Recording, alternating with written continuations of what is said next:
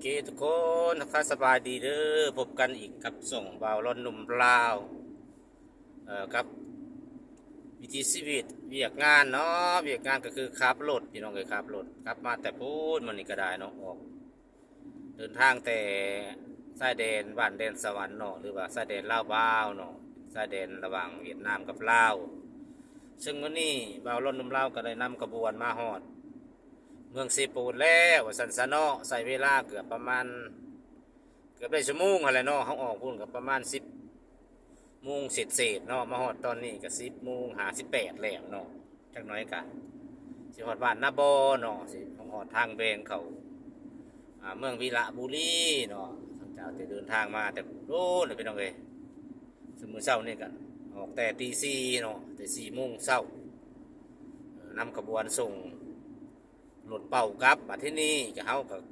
ขากลับกับนำขบวนรถสินค้าเข้ามาอีกเนาะถึงเฮากับขับรถมัดคอดมัดรถน้ำหนาวสันซารถเบิกทางก็แม่นพี่น้องเปิดไฟเลนไปแมพเนาะหลายทางหลายคนก็อาจสิฮู้เนาะบางคนก็อาจสิบ่ฮู้รถแบบได้เพราะว่าเนาะถ้าว่าท่านผู้ชมเนาะพี่น้องเคยมาเมืองวีระก็สิเห็นเนาะถ้าว่ารถในแคมป์จะมีทุ่งเนาะทุ่งเซฟตี้แล้วก็เปิดไฟซองหน้าเนาะแล้วก็มีไฟเลนบนหลังคารถอันนั้นเป็นรถมัดคอดแต่ว่ารถนำเด้อหรือว่ารถที่เพิ่นอนุญาตใช้อยู่ในเมืองแร่ทองคำเซโปนฉะนั้นมื้อนี้ก็บ่าวร้อนเล่าก็บ่มีหยังหลายเนาะอธิบายให้สู่ฟังแต่ว่ามี FC ท่านผู้ชมท่านใดเคยมาผ่านมาเมืองวีระก็สิสังเกตได้เห็นเนาะว่ารถในแคมป์สิมีลักษณะแบบใดว่าซั่นซะตอนนี้เขาก็ใกล้สิฮอดทางแบ่งเต็มที่แล้วประมาณ50 เมตรเนาะเขาก็สิเลี้ยวเขาโค้งเขาเลี้ยวขวาเนาะถ้าตรงไปกับพุ่นและมุ่งหน้าสู่เมืองพีนสิจะมวกพุ่นแหละลงไปสู่สวรรค์เขตนี่คือเส้นทางเลขที่9เส้นทางแห่งยุทธศาสตร์เด้อทุกคนเด้อ